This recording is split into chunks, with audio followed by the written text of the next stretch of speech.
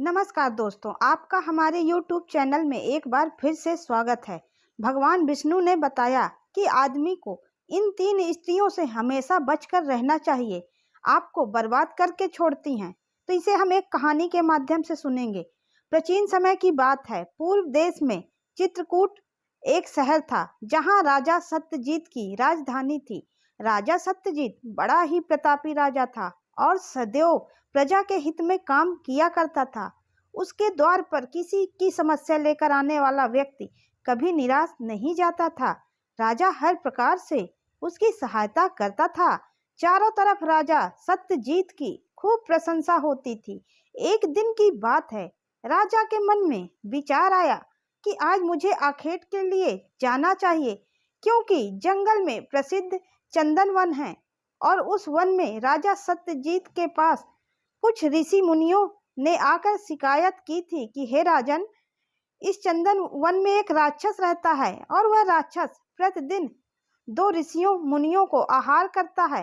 उस राक्षस से हमारी रक्षा करें। यह बात जब राजा ने सुनी तो अपने सेवकों को बुलाया और सेवकों से कहा कि मेरे लिए एक सुंदर सा तेज दौड़ने वाला घोड़ा तैयार करो और आज हम आखेट के लिए चंदन वन में जाएंगे और यदि हमें वह राक्षस मिला तो आज हम उसका वध कर देंगे। राजा के सेवकों ने वायु के वेग से चलने वाला सुंदर सा एक घोड़ा जीन कस करके तैयार कर दिया और उसके बाद राजा सत्यजीत उस घोड़े पर सवार हो गए। तीव्रगामी घोड़े पर सवार होकर राजा आखेट करने के लिए उसी वन की दिशा में निकल पड़े।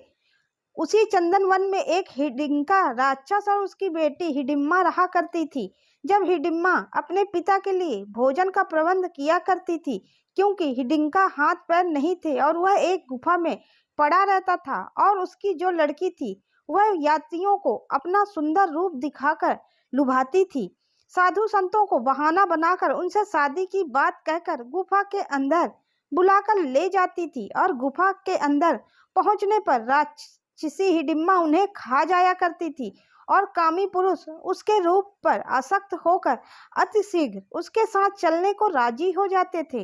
वह हर रोज नए नए राहगीरों से मिलती थी और उनसे कहती थी कि तुम मेरे पिता के पास चलो, मैं तुम्हें शादी करने के लिए अपने पिता के पास ले जाना चाहती हूँ, और वहां उनको लेकर जाती थी। तब तक रात हो जाती थी, क्योंकि दिन में यदि कोई यात्री उस गुफा में प्रवेश करता था, सुबह दूर बैठा हुआ विशालकाय राक्षस उसे दिख जाता था।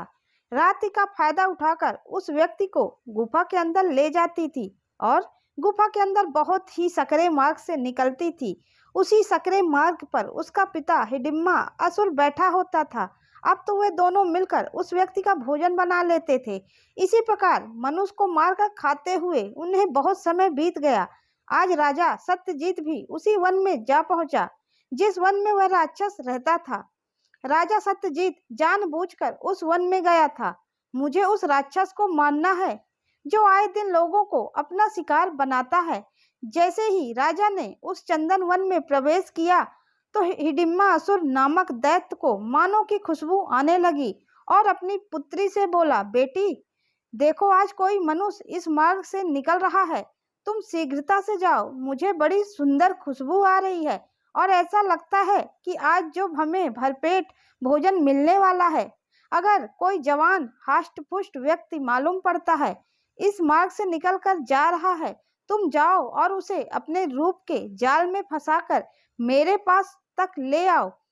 जब उसकी पुत्री ने अपने पिता की बात सुनी तो उसने उसी समय बहुत सुंदर अप्सरा का रूप बनाया। ऐसा लग रहा था कि वह साक्षात ही इंद्र की अप्सरा जमीन पर उतर आई है। जो भी पुरुष उसे देख लेता था तो वह देखते ही उस पर आसक्त हो जाता था। राक्षसी हिडिम्मा परम सुंदरी बनकर 16 श्रृंगार करके मतवाली चाल चलती हुई उसी वन में चली जा रही थी। उधर से राजा सत्यजीत अपने घोड़े पर सवार होकर चला आ रहा था। हिडिम्मा ने दूर से ही देख लिया कि उसके पिता का भोजन एक घोड़े पर सवार होकर उसकी तरफ आ रहा है। देखने से लगता है कि कोई किसी देश का राजा है। खैर, जो भी हो, आखिर इंसान ही है। राजा का मांस हो और भी ज्यादा स्वादिष्ट लगेगा। उसी वन में एक बहुत ही विशाल बरगद का वृक्ष था। उसी बरगद की टहनी में एक गिद्ध और गिद्धनी का जोड़ा रहता था। वह दोनों जानते थे कि इस वन में एक राक्षस और उसकी एक पुत्री है जो लोगों को अपने रूप से लुभाती है और अपने पिता के पास ले जाती है। आज उन्होंने राजा सत्यजीत को जब उस जंगल में घोड़े से टहलते देखा तो गिद्धनी अपने पति गिद्ध से कहने लगी, हे स्वामी, चित्रकूट का राजा सत्यजीत बड़ा ही धर्मात्मा है और वह आज इस वन में घूम रहा है। जरूर वह दुष्ट राक्षसी राजा सत्यजीत को अपने जाल में फंसाने का प्रयास करेगी। हमें ऐसे राजा की रक्षा करनी चाहिए। वह गिद्धनी उस जंगल में होने वाली सभी गतिविधियों पर नजर रखती थी। वह गिद्धनी लोगों को बचाने का प्रयास तो बहुत करते थे, पर लोग उनकी बातें नहीं मानते थे। इधर क्या होता है, वह सुंदर स्त्री बनकर चली आ रही थी। उधर से राजा सत्यजीत घोड़े पर बैठकर चले जा रहे थे। उस दिन उन्हें कोई आखेट तो नहीं मिला, पर सुनसान जंगल के बीच उनकी भेंट उसी दानव पुत्री से हो जाती है। वह आगे मार्ग में खड़ी थी। जब राजा का ध्यान एकदम उस राजकुमारी जैसी सुंदर स्त्री पर गई तो वह उसकी सुंदरता पर मोहित हो गए।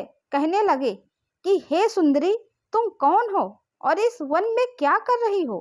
तुम्हारे साथ तो कोई भी पुरुष नजर नहीं आ रहा है, फिर अकेली सुनसान जंगल में यहाँ क्यों भटक रही हो?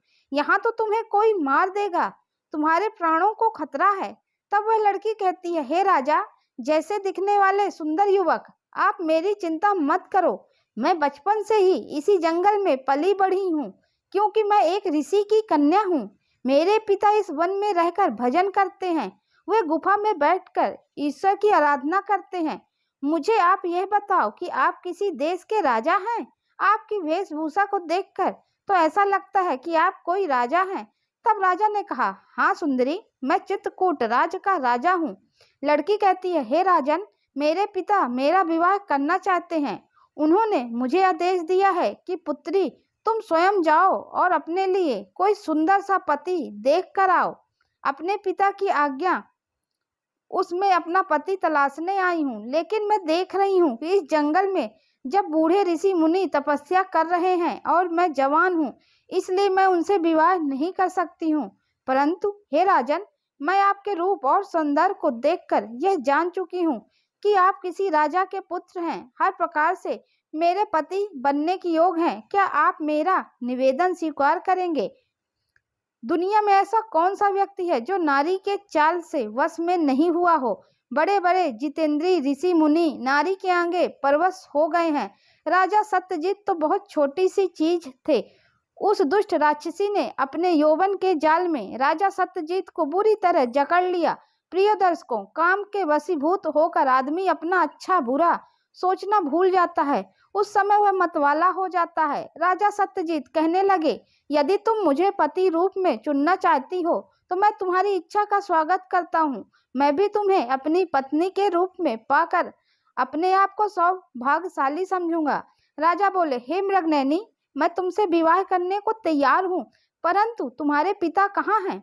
तब राक्षसी कहती है, हे राजन, मेरे पिता गुफा में तपस्या कर रहे हैं और वह इस समय ध्यान मग्न मुद्रा में बैठे हैं। इसलिए हे महाराज, आपको 2 घड़ी इंतजार करना पड़ेगा। मैं यह खबर जाकर अपने पिता को देकर आती हूँ।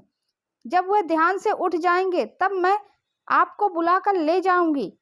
तब तक 2 घड़ी तक मेरा इंतजार करना। प्रेम बस राजा कहने लगा, हे सुंदरी, तुम्हारे लिए 2 घड़ी क्या, मैं पूरी जिंदगी इंतजार कर सकता हूँ। मुझे तुम जैसी सुंदर स्त्री मिल जाए तो मेरा निवास और भी अधिक शोभामान हो उठेगा। राजा सत्यजीत उस राक्षस पुत्री के जाल में पूरी तरह से फंस चुके थे। राक्षसी कहने लगी, हे राजन, मैं इस मार्ग से जा रही हूँ और यहाँ से कुछ दूरी पर ही मेरे पिता की गुफा है। उसमें मेरे पिता तपस्या कर रहे हैं। आप मेरे पिता की गुफा की तरफ चले आना। मैं आपको निमंत्रण देकर जा रही हूँ। इतना कहकर वह दुष्ट राक्षसी वहां से चली जाती है। उसे तो पता ही था कि काम के भसीभूत राजा उसकी गुफा के अंदर जरूर आएगा। इधर राजा सत्यजीत के मन में भी उस राक्षसी के लिए प्रेम उमड़ गया। उनके मन में भी उस राक्षसी को पाने के लिए बेचैनी बढ़ने लगी। अब तो राजा के लिए 2 घड़ी का समय 2 वर्षों के समान लग रहा था। सोच रहे थे कि 2 घड़ी का समय कब निकलेगा ताकि मैं उस स्त्री को प्राप्त कर सकूं। इधर वह गिद्ध उसी स्थान पर बैठा हुआ राजा की हालत को देख रहा था। उसने जान लिया कि राजा सत्यजीत उस दुष्ट राक्षसी के जंगल में फंस चुका है। यदि 2 घड़ी के बाद यह उस गुफा के अंदर चला गया तो उस राक्षस का भोजन बन जाएगा। तभी वह गिद्ध पेड़ से उड़कर राजा के समक्ष आ जाता है। गिद्ध कहने लगा, हे मुसाफिर, मुझे पता है आप कोई विद्वान तेजस्वी कोई राजा मालूम पड़ते हैं। तब राजा कहता है, हाँ गिद्धराज, आपने सही पहचाना। मैं एक राजा हूँ, परंतु आपका मेरे समक्ष आने का क्या प्रयोजन है। तब गिद्ध कहता है, हे राजन, तुम तो काम करने जा रहे हो, वह तुम्हारे लिए बहुत बड़ी मुसीबत बन सकता है। वह लड़की किसी तरह से तुम्हारे योग्य नहीं है। तुम व्यर्थ उस पर पागल हो रहे हो। भलाई इसी में है कि तुम उसे भूलकर यहाँ से लौट जाओ। यह बात सुनकर राजा कहने लगे, हे गिद्धराज, क्या तुम्हारी बुद्धि मारी गई है जो तुम मुझसे ऐसे कह रहे हो। तुम गिद्ध बोला, नहीं राजन, मेरी बुद्धि नहीं मारी गई है। जरा सोचो, क्या तुमने उस स्त्री के कुल खानदान का पता लगाया? क्या उसके गोत्र के बारे में तुम जानते हो? उसकी क्या जाति है? क्या तुम ये सब जानते हो? राजा बोला, नहीं, मैं उसके बारे में इतना सब तो नहीं जानता, पर इतना जानता हूँ कि वह जैसी भी है मेरे योग है। तब गिद्ध समझाते हुए बोला, हे राजन, तुम इस समय काम के वशीभूत हो और मैं जानता हूँ इस समय आपको मेरी बातें बुरी लग रही होंगी। आपकी दृष्टि में मैं शत्रु दिख रहा हूँ, क्योंकि सच है, कामी पुरुष को, लोभी पुरुष को मूर्ख और क्रोध के वशीभूत होकर अपने हितैषी का भी समझाना बुरा लगता है। हे राजन, मैं आपका शत्रु नहीं हूँ, आपका हितैषी हूँ। कहते हैं, जिस स्त्री के कुल खानदान का कोई पता न हो तो उस स्त्री के मोह पास में पड़ना उस पतंग के समान होता है जो दूर से जलती हुई अग्नि को देखकर उसमें मरने के लिए पहुंच जाता है और उसमें जाकर अपने प्राणों की आहुति दे देता है। हे राजन, जैसे बहते हुए जल की गहराई का पता नहीं होता, ऐसे जल में कूदकर नहाने वाला व्यक्ति मूर्ख समझा जाता है, उतना ही मूर्ख वह व्यक्ति भी होता है जो नारी के जाल में फंस जाता है। राजा कहने लगे कि आप कहना क्या चाहते हैं, मैं कुछ समझ नहीं रहा हूँ। तब गिद्ध कहता है, हे राजन, तुम जिस स्त्री से विवाह करना चाहते हो, क्या वह स्त्री सौदागर की पत्नी के समान सुंदर है? क्या वह उसके समान सुशील है? क्या वह उसके समान चतुर है? राजा बोला, कौन सौदागर? मैंने किसी सौदागर की स्त्री के बारे में नहीं सुना। आखिर यह सौदागर की पत्नी कौन थी? गिद्ध कहने लगे, राजन, यदि तुम सौदागर की पत्नी के बारे में जानना चाहते हो तो तुम्हें मेरे पास ठहरकर मेरी बातें सुननी होगी। राजा को उस गिद्ध की बातों को सुनने की इच्छा हुई तो कहने लगे, गिद्धराज, मुझे सौदागर की पत्नी के बारे में सुनाइए। तब गिद्ध बोला, राजन, मैं आपको वह दास्तान 2 घड़ी के बाद सुनाऊंगा। अभी दिन का समय है और दिन में कहानी सुनना अच्छा नहीं लगता है। तुम्हें यह कहानी शाम को सुनाऊंगा। इतना कहकर गिद्ध अपने घोंसले के अंदर चला जाता है।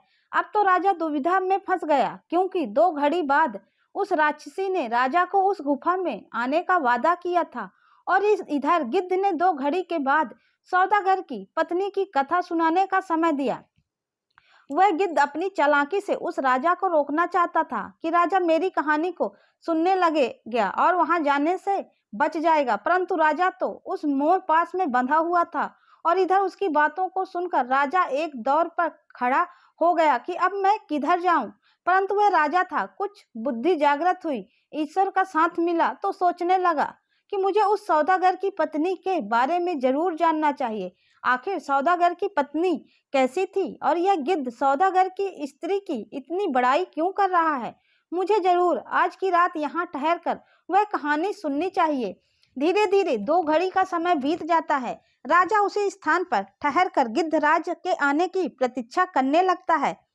थोड़ी देर के बाद गिद्ध भी आ जाता है। उधर वह राक्षसी उस गुफा के अंदर उसकी प्रतीक्षा कर रही थी कि अब तो राजा आता ही होगा तो मैं और मेरे पिताजी उसको अपना भोजन बना लेंगे। इधर गिद्ध कहने लगा, हे राजन, अब मैं तुम्हें सौदागर की पत्नी के बारे में बताता हूँ, ध्यान देकर सुनना। इस प्रकार गिद्ध राजा सत्यजीत को सौदागर की पत्नी की कहानी सुनाने लगता है। कहने लगे, हे राजन, एक वीरपुर नाम का शहर था। उस शहर में एक बहुत बड़ा धनवान सौदागर रहता था। सौदागर का व्यापार देश विदेशों में चलता था।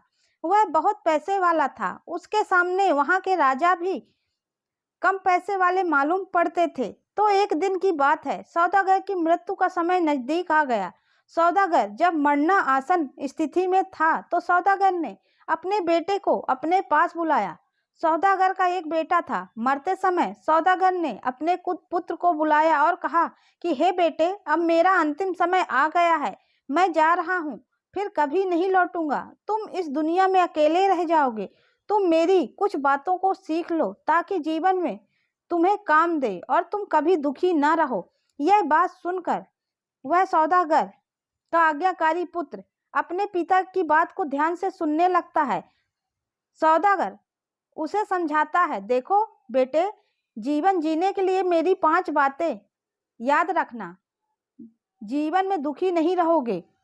वह गिद्ध उस राजा से कहने लगा, हे महाराज, सौदागर मरते समय अपने पुत्र से बोला कि बेटे, मेरी 5 बातें याद रखना। पहली बात है कि तुम दुकान पर कभी भी धूप में मत जाना, हमेशा छाया में ही जाना। दूसरी बात, तुम रोज भोजन में पकवान ही खाना। और तीसरी बात, तुम हर हफ्ते एक नई पत्नी लेकर के आना। चौथी बात, अगर तुम्हारी कभी शराब पीने की इच्छा हो तो शराब किसी बड़ी सी टंकी से पीना जिसमें शराब अधिक मात्रा में भरी हो। और 5वीं बात, अगर तुम्हें कभी जुआ खेलने की इच्छा हो तो केवल होशियार जौहरिया के साथ ही जुआ खेलना। यह 5 बातें सौदागर ने अपने बेटे को समझाई और यह कहने के बाद उस सौदागर के प्राण जो हैं वो उड़ जाते हैं। सौदागर के मरने के बाद सौदागर का बेटा बहुत दुखी होता है। अपने पिता की मृत्यु पर वह खूब रोता है। उसके बाद अपने पिता का अंतिम संस्कार करता है और पिता की समस्त क्रियाओं से निवृत्त होने के बाद मन में विचार करने लगा कि मेरे पिता ने मुझे 5 शिक्षाएं दी हैं। मुझे अपने जीवन में अपने पिता की इन 5 बातों को अपनाना चाहिए। इधर गिद्ध कहता है, हे राजन, सौदागर का बेटा भी नौजवान ही था। उसने अपने पिता की 5 बातों का अर्थ गलत निकाल लिया। वह अपने पिता की प्रत्येक बात को मानना था, लेकिन वह उन बातों के सही अर्थ नहीं समझ पाया था। उनके शब्दों के भावार्थ को नहीं पहचान पाया था। उसने अपने पिता की पहली बात का पालन इस ढंग से किया क्योंकि उसके पिता ने पहली बात यह बताई थी कि बेटा, जब भी तुम दुकान पर जाओ तो कभी धूप में मत जाना, हमेशा छाया में जाना। अब तो उसने क्या किया, अपने घर से लेकर दुकान तक जितना भी रास्ता तय करना पड़ा था, उस रास्ते में कपड़े का तम्बू लगवा दिया। पूरे मार्ग में उसने इस तरह कपड़े से वह रास्ता ढकवा दिया कि उसे धूप देखने को ही ना मिले। उसकी इस बेवकूफ़ी ने उसका बहुत पैसा खर्च करवा दिया। अब तो वह रोजाना अपनी दुकान पर छाया में ही जाता था। उसका यह व्यवहार देखकर उसके जो मित्र थे वे उसे पागलपन पर हंसते थे कि उसका पिता भी पागल था जो अपने बेटे को ऐसी शिक्षा देकर गया, और बेटा भी पागल है जिसने अपने पिता की मूर्खतापूर्ण बातों पर अपने जीवन में उतार लिया है। उसने अपने किसी मित्र की बात पर ध्यान नहीं दिया और रोजाना उसी रास्ते से चलकर अपनी दुकान पर आया जाया करता था। उसके पिता ने दूसरी बात समझाई थी कि बेटा, हमेशा पकवानों का ही भोजन करना। तो उसने अपने पिता की दूसरी बात का इस ढंग से पालन किया कि अपने रसोइयों को उसने हुक्म दिया कि मुझे खाने में रोजाना पकवान बनाए जाएं। अब तो जैसा उसके पिता ने कहा था वह रोज ही पकवान खाता था। भोजन में भी उसका बहुत पैसा खर्च होने लगा। इस प्रकार सौदागर की तीसरी बात थी कि हर हफ्ते एक नई पत्नी को लाना।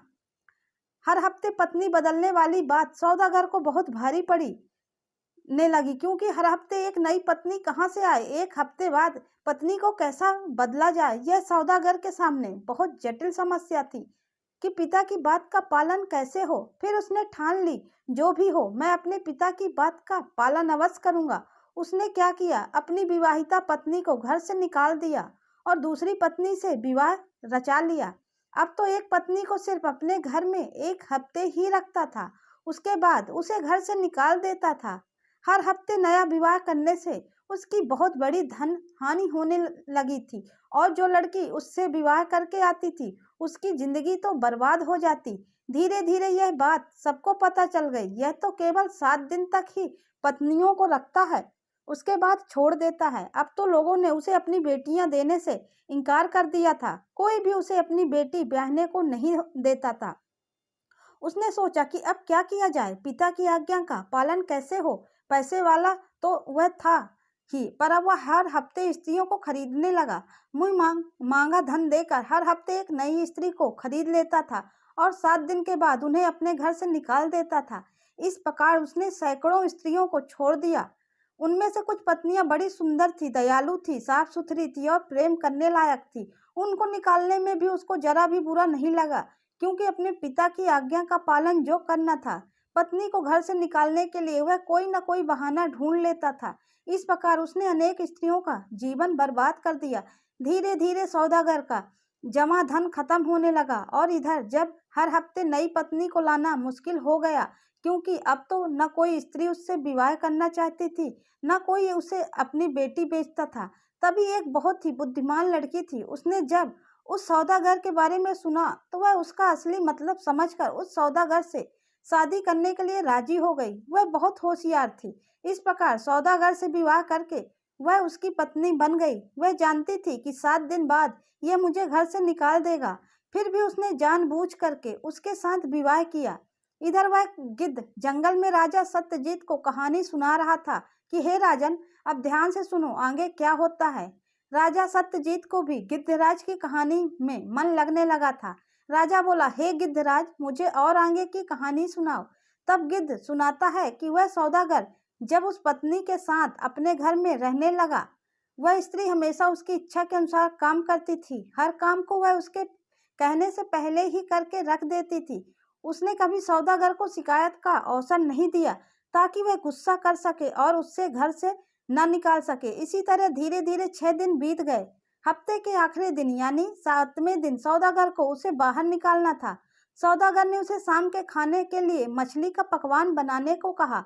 उसका इरादा था कि वह भोजन में कमी निकालकर असंतुष्ट हो जाएगा और कुछ उल्टा सीधा कहे तो मैं झगड़ा होने लगेगा और वह अपनी पत्नी को घर से निकाल देगा।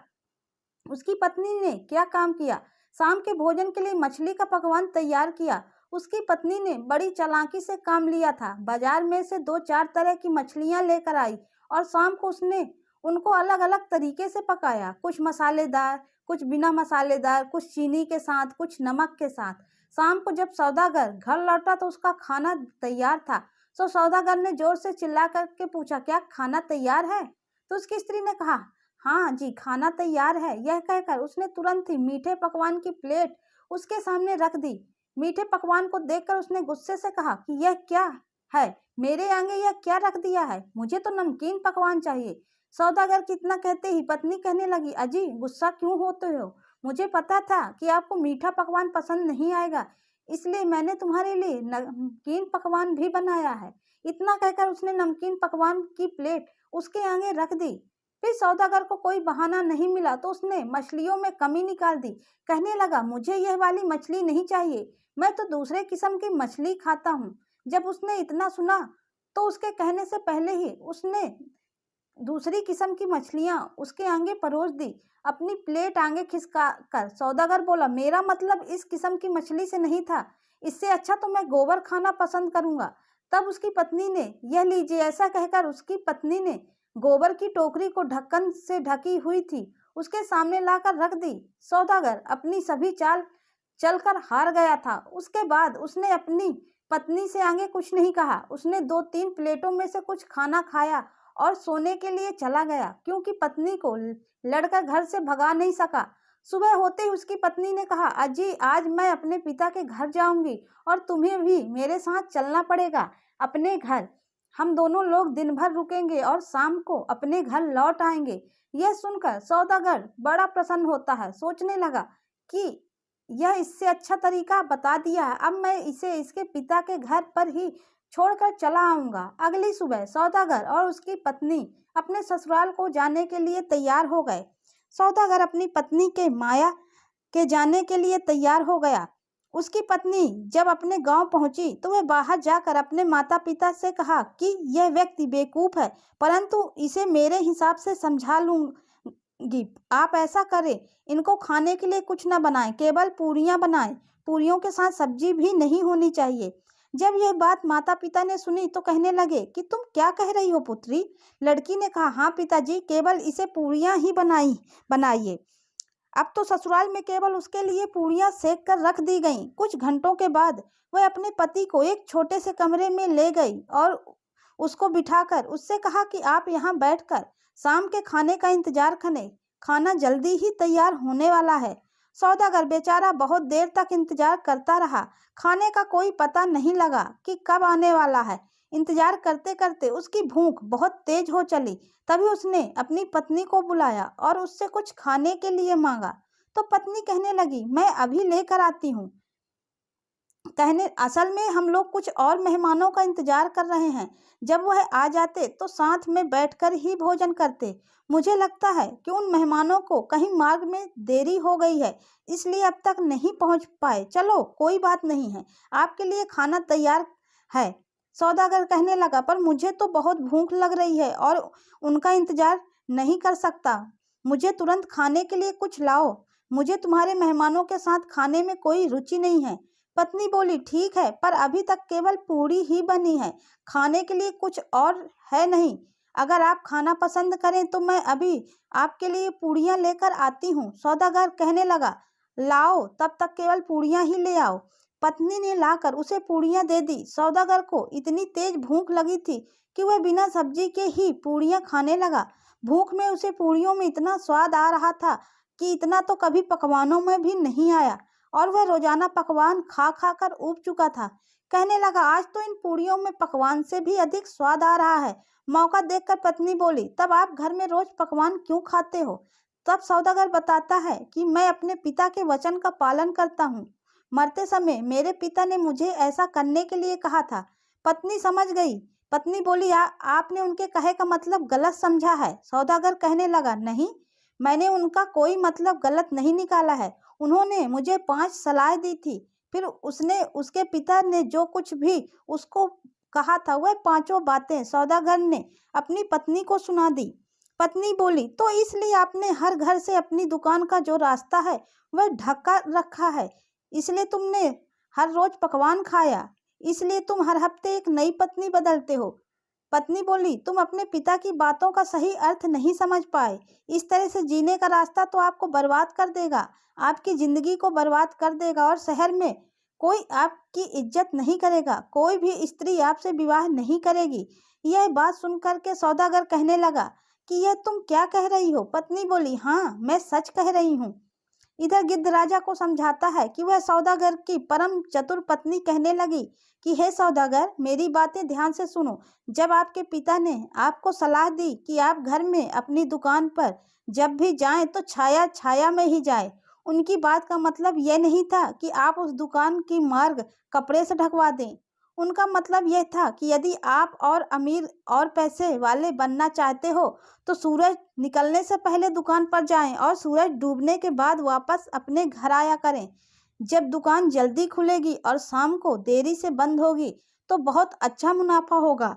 तुमने तो लाखों रुपए तम्बू लगवाने में खर्च कर दिए, और तुम्हारे पिता ने दूसरी बात तुमसे यह कही कि रोजाना पकवान का भोजन करना, तो इसका मतलब यह नहीं था कि आप रोज पकवान खाएं, पर उनका मतलब यह था कि खाना किफायत से खाएं और उतना ही खाएं जितने से आपकी भूख मिट जाए। हर समय खाते रहने से पेट खराब हो जाता है, और भूख लगने पर ही भोजन करने से भोजन कभी नुकसान नहीं देता है, और भूख में भोजन और भी अधिक स्वादिष्ट हो जाता है। आप तो रोज पकवान खा खा कर बीमार होने लगे हो। आपने इस बात का अर्थ भी गलत लगाया। आपके पिता ने तीसरी बात यह कही थी कि हर हफ्ते एक नई पत्नी से शादी करना। इसका मतलब यह नहीं है कि आप हर हफ्ते एक नई लड़की का जीवन बर्बाद करो और अपनी पहले वाली पत्नी को छोड़ दो। आपके पिता का मतलब था कि हर पत्नी के पास मत पड़े रहना, हफ्ते में एक बार जाना। हर समय पास रहने से प्रेम घटता है और व्यर्थ की वाद विवाद बढ़ती है। हफ्ते बाद अपनी पत्नी के पास जाने से अपनी पत्नी ऐसी लगेगी जैसे आज ही उससे शादी हुई है, और जब आप एक हफ्ते बाद उससे मिलोगे तो वह भी आपको खूब सम्मान देगी। जब आप उसी के पास में हर समय पड़े रहोगे तो उसकी तरफ से आपका मान सम्मान भी घट जाएगा। सौदागर ने जब अपनी पत्नी की बातें सुनी तो उसे अपने पिता की बातों का मतलब अच्छी तरह से समझ में आ गया। वह अपनी पत्नी से कहने लगा, हे परम सुंदरी, आज तुमने मेरी आंखें खोल दी, वरना मैं तो अपना सारा धन भी बर्बाद कर देता और न जाने कितनी लड़कियों का जीवन खराब कर देता। मुझे इस बात का बड़ा अफसोस है कि मैंने आप तक जो किया वह बहुत गलत किया। हे प्रिय, वास्तव में तुम बहुत होशियार हो। तुमने मुझे जीवन जीने के मार्ग पर ला दिया है और यह बता दिया कि जीवन कैसे जिया जाता है। हे प्रिय, अब तुम उनकी दो बातों का भी मतलब मुझे समझा दो। उन्होंने मुझसे कहा कि जब शराब पीने की इच्छा हो तो टंकी से शराब पीना जिसमें अधिक शराब हो, और दूसरी बात उन्होंने यही कहा था कि जब भी जुआ खेलने की इच्छा हो तो बड़े जुआरियों के साथ जुआ खेलना। इन दो बातों का क्या मतलब है? तब सौदागर की पत्नी बोली, हे स्वामी, अब मैं तुम्हें दोनों बातों का मतलब रास्ते में चलकर समझा दूंगी। पहले मेरे पिता से चलने की आज्ञा ले लो। प्रिय दर्शकों, इधर गिद्ध बोला, हे राजा साहब। इस प्रकार वह सौदागर अपनी पत्नी के साथ अपने घर को चल देता है। रास्ते में एक जुआ घर पड़ता था। सौदागर की पत्नी सौदागर को लेकर जुआ घर में गई। वहां पहुंचकर उसने हर मेज पर होती हुई चालाकियां, छल प्रपंच को समझाया और उन लोगों से मिलाया जो बहुत बड़े नामी जुआरी थे, जिन्होंने अपना सब कुछ जुए में हारकर अब सड़क पर आ चुके थे। सौदागर की पत्नी बोली, आपके पिता का यही मतलब था कि आपकी जब भी जुआ खेलने की इच्छा हो तो आप इन बड़े जुआरियों को देख लेना, इनके पास बैठना, इनसे पूछना कि आप बर्बाद कैसे हुए हो, आज उनकी हालत इतनी बद से बदतर कैसे हो गई है। आपके पिता यही चाहते थे कि आप यह सब देखें, फिर ऐसी हालत में ना पड़ें। यही तो कहा था आपके पिता ने कि जब जुआ खेलने की इच्छा हो तो होशियार जुआरियों के साथ खेलें। इसका मतलब यह है कि उन्हें देखें, उनको समझें कि आखिरकार उनकी जिंदगी कितनी खराब है। तुमने उसका गलत अर्थ निकाल लिया। सौदागर की समझ में अपने पिता की चौथी बात भी आ चुकी थी। उसके बाद सौदागर की पत्नी अपने पति को लेकर के शराब खाने में पहुंची। वहां शराब बनाने का एक बहुत बड़ा टैंकर रखा हुआ था। पत्नी ने शराब की बनी उसी टंकी की तरफ इशारा करते हुए कहा कि उसको चलकर देखिए, वहां से जी भर कर शराब पीजिए।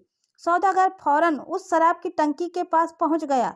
उस टंकी से बहुत बड़ी, बहुत बुरी दुर्गंध आ रही थी। वहां पर खड़े होकर शराब पीना तो दूर, वहां ठहरना भी दुर्भर हो रहा था और उसके जो बनाने का तरीका था वह बड़ा ही गंदा था। उसको देखकर सौदागर नीचे उतर आया, कहने लगा, मैं यह शराब नहीं पी सकता हूँ। उसकी पत्नी बोली कि आपके पिताजी का यही मतलब था। पिताजी कहना चाहते थे, इसलिए उन्होंने आपसे टंकी शराब पीने के लिए कहा था, ताकि आप समझ जाओ और जीवन में शराब का सेवन ना करो। अपनी पत्नी के मुख से अपने पिता की पांचों बातों का मतलब समझने के बाद सौदागर अपनी पत्नी से क्षमा मांगने लगा और कहने लगा, हे जीवन संगनी, तुमने मेरे जीवन में आकर मेरा जीवन धन्य कर दिया है, मुझे सही रास्तों का ज्ञान करा दिया है, वरना तो अब तक मैं बर्बाद हो जाता। न जाने कितने धन की बर्बादी कर चुका हूँ, कितनी स्त्रियों को अपने घर से भगा चुका हूँ। तुम्हारी जैसी स्त्री जिस घर में होगी उस घर का कभी बुरा नहीं हो सकता। इस प्रकार सौदागर अपनी पत्नी के साथ हंसी खुशी से रहने लगता है। इधर वह गिद्ध राजा सत्यजीत को समझा रहा था कि हे राजन, यदि तुमको ऐसी पत्नी मिल जाए तो तुम्हारी प्रत्येक बात का अर्थ समझ सके, तब तुम विवाह कर लेना। अगर तुम किसी स्त्री के रूप के यौवन के जाल में फंस गए तो समझ लेना तुम बहुत बड़ी मुसीबत में फंस सकते हो, क्योंकि जो स्त्री गुणों और विचारों से सुंदर होती है वही स्त्री सबसे अधिक सुंदर होती है। रूप का माया जाल तो मनुष्य को मुसीबत में डाल देता है। जो स्त्री बहुत अधिक सुंदर हो उनसे बचकर रहना चाहिए। कई बार ऐसी स्त्रियों के जाल में फंसने के बाद मनुष्य जीवन भर रोता रहता है। दूसरा, जो स्त्रियां दुष्ट चरित्र वाली हों, बिकाऊ हों, अपने स्वार्थ सिद्ध करने के लिए किसी भी हद तक जा सकती हों, ऐसी स्त्रियों से सदैव दूर रहना चाहिए। वह सिर्फ एक छलावा होती हैं। प्रेम नाम का उनके अंदर लेस मात्र भी अंश नहीं होता। उनकी नज़र आपके धन पर होती है। धन लूटने के बाद वह इस तरह मनुष्य को निकाल कर फेंक देती हैं जैसे दूध से मक्खी निकाल कर फेंक दी जाती है। तीसरा, जो स्त्री क्रोधमुखी हो उस स्त्री से सदैव दूर रहना चाहिए। क्रोधमुखी स्त्रियां सदैव अपने पति को अपनी कटु वाणी से चोट पहुंचाती रहती हैं।